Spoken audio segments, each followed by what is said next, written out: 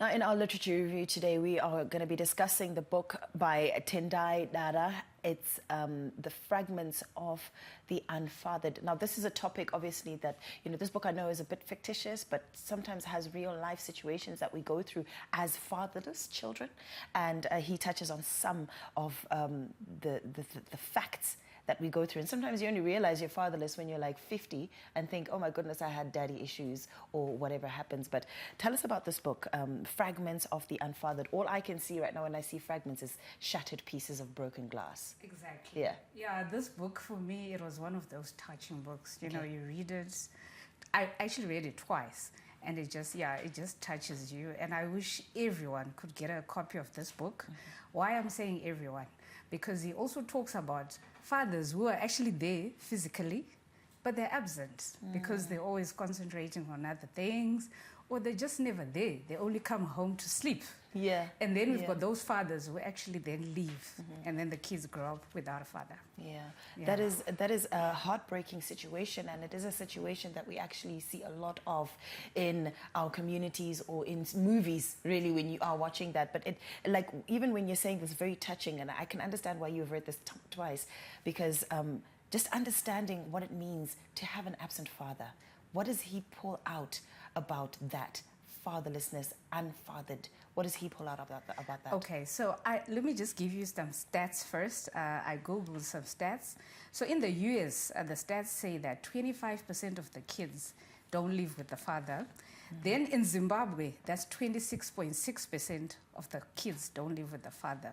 Then the other stats actually then says around 30% live without either a mother or a father.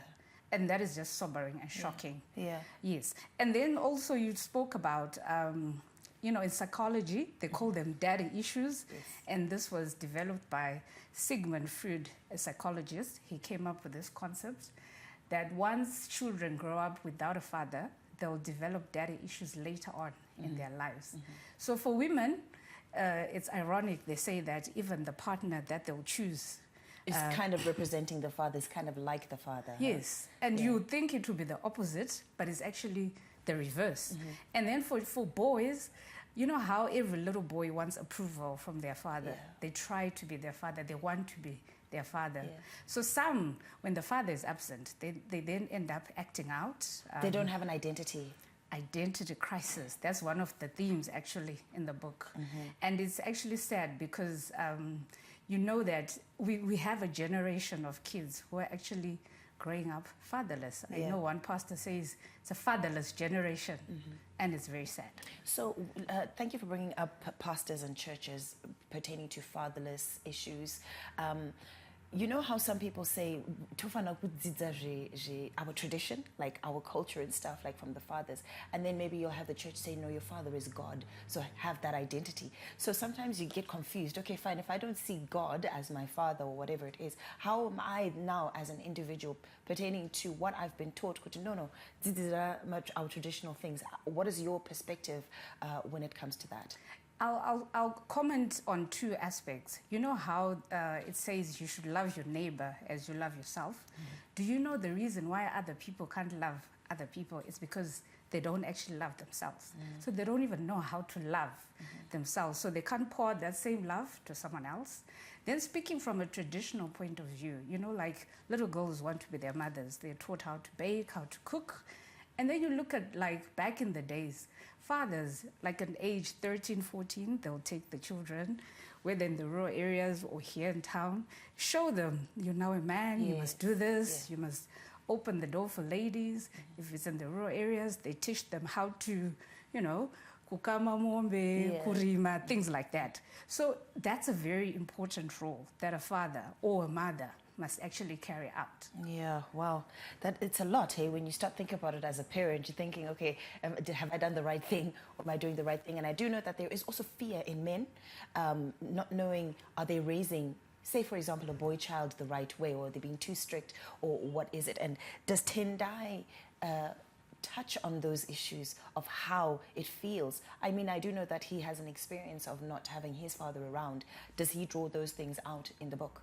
So in the book, it's a fiction and a non-fiction book, because the first parts of the book, it's non-fiction. Okay. He's just talking about the effects from his own perspective, because he also grew up without a father, though his mother later remarried, and he's always talking about how his stepdad was such an example of a good man. Oh, wow. Who raised him.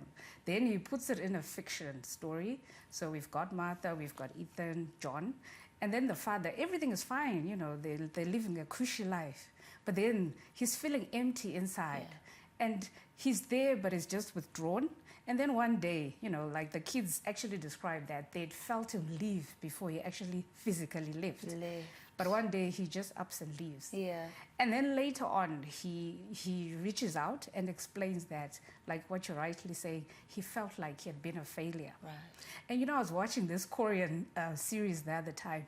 So Korea, Japan, you've got men who just disappear because of the pressures of life. And you know, I work in a male-dominated environment, and I didn't know that it's actually a thing. The pressure is so real for men out there, you know. Everything, the bills, the everything. Yeah, everything lies on the man to do, right? 100%. And he also still has to be that loving guy who has to be there with you. And yes, we've got women who also have the same roles, but I think predominantly in men, it's so huge that everything lies with them. I do hear a lot of male stories coming up, mental health issues, more suicides with the males and things like that. Does Tendai kind of talk to us about breaking cycles? Because you did say something like his father left while he was still there. He actually had gone. You know, you kind of just block out. You're not there for your family anymore. You're not there anymore. How does Tendai kind of help us deal with situations like this pertaining to us being women? How we help these men get over the situation? So I'm going to speak about like one of the, I won't answer that, but I'll speak about one of the points that I found fascinating. Like there were two children, Ethan, a boy, and then Sarah, a girl, who were left behind, and their mother, Martha.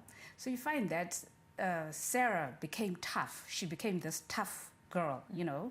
In school, she was acing it, good grades, the teachers loved her, but inside, she had built up this wall, and she was now not her normal self. So I know we've seen a lot of women like that actually out there, and people don't even recognize that, you know, the world has forced them to man up, to toughen up, because she also had to be strong for her mother.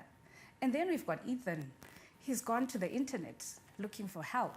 He downloads a lot of podcasts on fatherhood. And you know how with social media, everyone thinks they've got an opinion. Everyone will base it on whatever they feel, and what they've gone through. But is it the actual truth? Is it helpful to the next person? Or it even puts up more pressure on these kids? Yeah. So where is the truth then, Audrey? If we look at it that way, father is absent, there is no father figure, or you have a stepdad maybe who's not correct or just treat you badly. You have internet, you have movies, you have pastors, you have bosses. Where is the balance? Where is the identity coming from? Who's teaching us, and how do we know? As you said, everybody has their own opinion. How do we know? I think first and foremost, I don't know, it's such a difficult question, Marisa, and I won't even say I'm qualified to say what is wrong and what is right.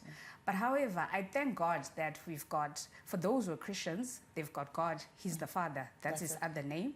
So you have to actually look at his example and how he fathers people in the Bible. Then you've got other male roles, male relatives. You've got Anasekuru, the brother of the mother. You've got bosses, like you're saying.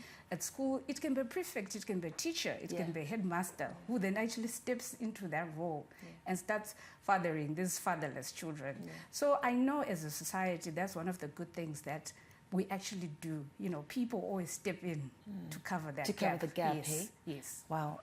What is the quote that he quotes? He said here, when a father leaves, he takes more than just himself.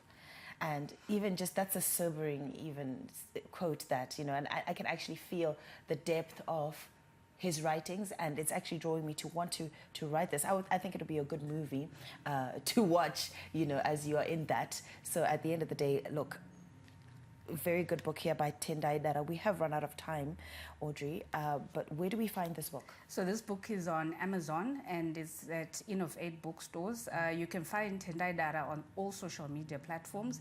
He's an author, entrepreneur, publisher, based in Asia. He's a world-renowned speaker, very young, but he's spoken on such powerful platforms. Yeah. Spain, China, all these places, Germany. So yeah, well done, Tendai, for writing such an amazing book. For that. And I love what he's saying, that this book forces a family to confront ghosts of their past. Most of us don't want to confront our issues, and then we end up getting depressed. We end up just being a different person than what you're really supposed to be. So I am excited to kind of find out what Tendai Dara has to say about this aspect of confronting your ghosts, because at the end of the day, we are human. We all need help at some stage in our life, whether you're female or a male, and how to really raise our male children and female children as well. But yeah, thank you so much, Tendai Dara, for this wonderful book, and Audrey for reading it twice and actually exuding everything. I mean, I can actually really feel, if you guys were here in the studio with me, you would actually understand what I'm talking about how this book has really affected you, and also you bring it out to discuss it with the people. We find it at Innovate and Amazon online. Yes. Online. And how much is it? $15 chete chete. $15 chete chete, guys. $15 chete chete. Tendai Dara on all social media pages as well. You can get in touch with him, or you can follow him on YouTube as well, I'm sure, about the talks that he has had around the world. Audrey, thank you so much. Thank you, Marisa. We'll see you again next week. Always a pleasure. Konapo, ipapo, ipapo.